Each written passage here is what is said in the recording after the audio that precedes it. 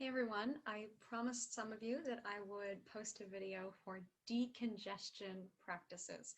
It's that time of year, every October. I find that my sinuses get really full as soon as the furnace turns on. There's that dry air, so you know you can do things like use eucalyptus, peppermint, any other essential oils that you like, run a humidifier, you can take a hot shower, any of that good stuff. But I'll try to give you some maybe different techniques that will help you out with this. And I'm going to send a link as well for a blog post with a little bit more information. So here we go. Our first technique, I call it yogi tongue. So the tip of your tongue presses to the roof of your mouth just behind your front teeth.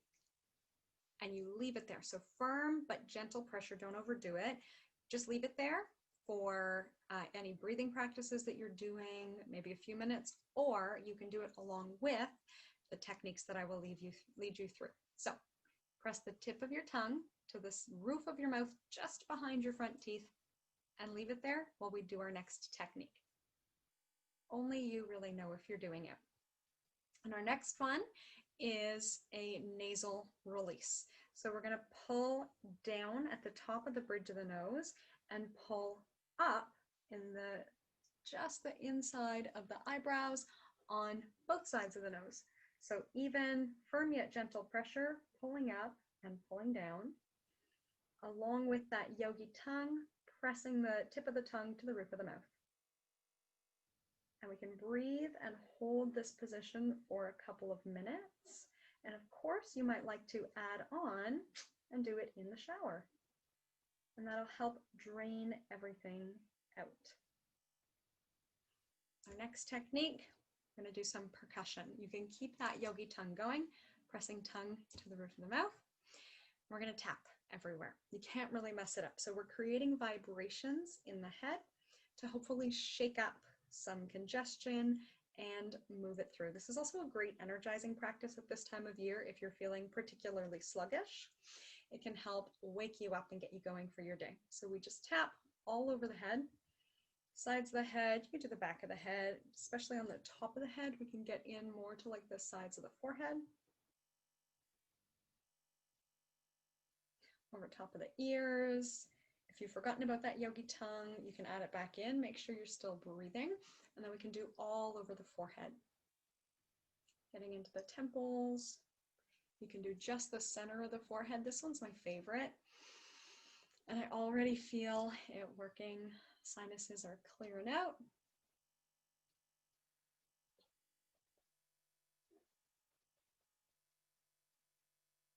And you can try working with different amounts of pressure with that tap. So gentler under the eyes. And then you can be more aggressive across the forehead and into the jawline. Might like to do across the nose as well. Really just creating vibrations in the head, shaking all that congestion up so that your body can clear it out on its own. So we're creating a good environment for your body to just do its own natural work. We can get into the space behind the ears. You can do along the jawline if you like, or beside the ears, for honestly as long as you like. Just keep going. You could go for a few minutes. As long as you don't feel like you're overdoing it or causing any aggravation, you're all good. All right, keep going. We'll start to do some pulling of the skin.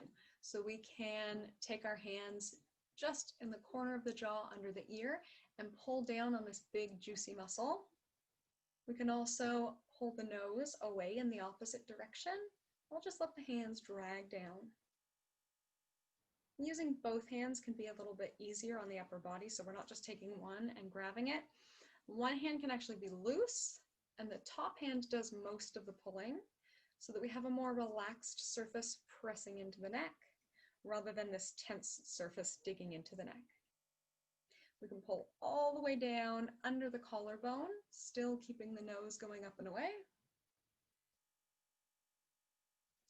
And we can do the same thing, pulling off the shoulder.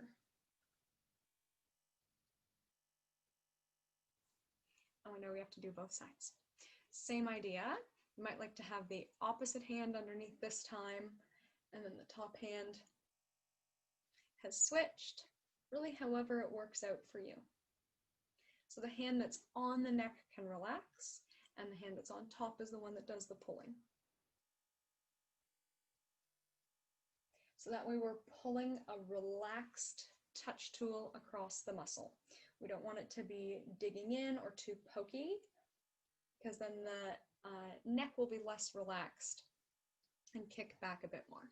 We can pull down to the collarbone, we can go across the collarbone, we can go onto the chest, we can pull the nose in the opposite direction, make sure we're still breathing.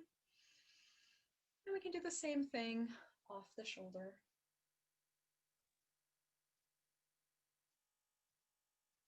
We could go right down the center. Careful, of course, we don't want to crush your throat. So gentle pressure more down the muscles on the side of the neck from thumb and finger. And then once we get down under the collarbone, flat hands can press and pull.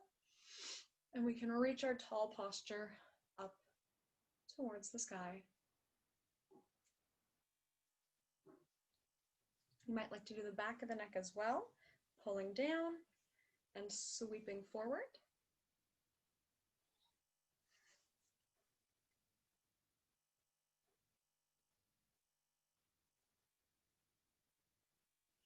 And if you do find your hands are getting really tense, we could do that same technique. The top hand does the work, the bottom hand is relaxed. So the top hand pulls, the bottom hand through, and the same on the other side.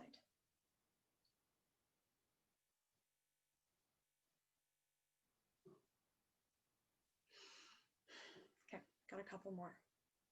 Our next is sort of like breath of fire, if you've ever done it. Sometimes it's done like panting like a dog, but we do short bursts on the exhale. You can do breath of fire by all means, or we can do single nostril breath of fire. So you might notice one nostril is more clear or more open than the other one, and we can start with that one first. So sit tall, breathe evenly as we often do, deep breath in, we'll close off the more plugged nostril. So we're gonna do these short bursts exhaling through the more open nostril. Okay, so we'll take a breath in, and then these short bursts.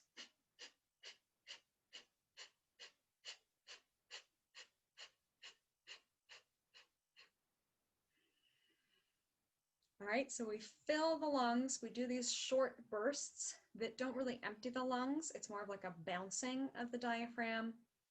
And then we can reset and take a deep breath in after anywhere between 10 and a lot of recommendations are up to 25 of those short burst exhales. And then we'll switch sides. Same idea, we sit tall, we block off one,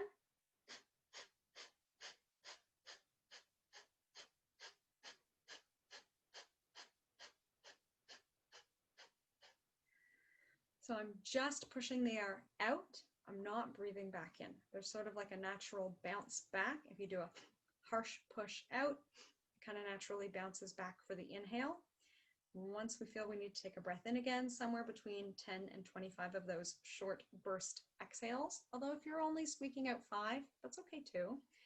We take a big breath and we start again.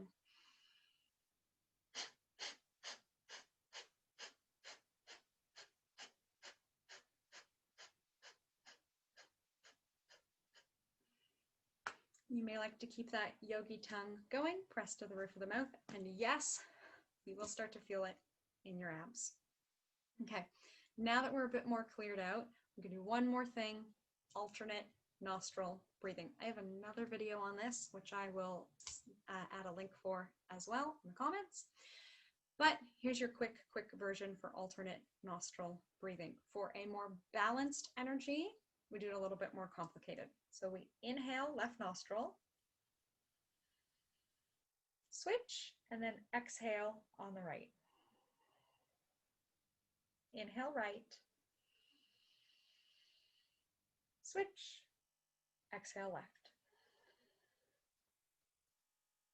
Inhale. And we always switch before the exhale.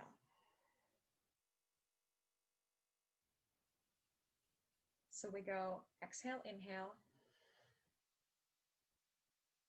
switch, exhale, inhale. So that's your balanced alternate nostril breath. There are other styles that you can do, and that's sort of the go-to for a good balanced energy, helping to clear our sinuses, making us feel alert yet relaxed. All right, our final technique is the basic exercise as taken from Stanley Rosenberg's fantastic book on the vagus nerve. I highly recommend it. I'll drop a link for that as well. So it's done lying on our backs comfortably, and I'll show you first where our hands should be.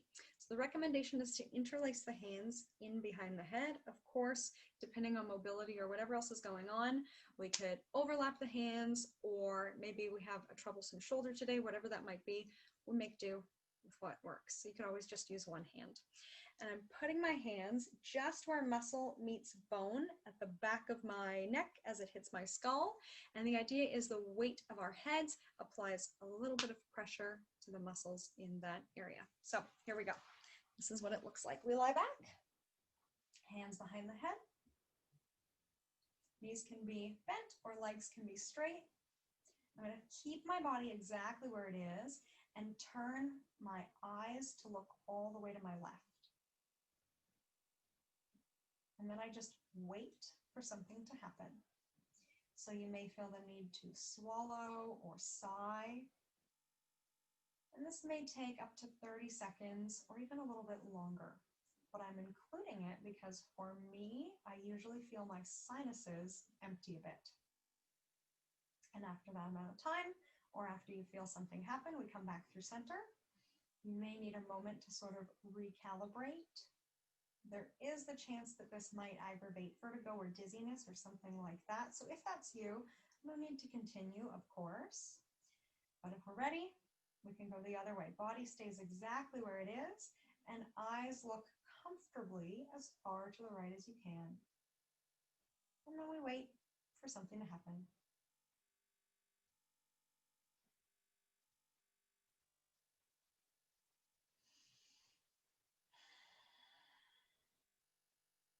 And then when that does happen, you can come back through the center. If you don't really feel what's happening or know what's going on, feel free to wait at least 30 seconds. And there you have it, our decongestion practices. Happy holidays, and I'll see you soon.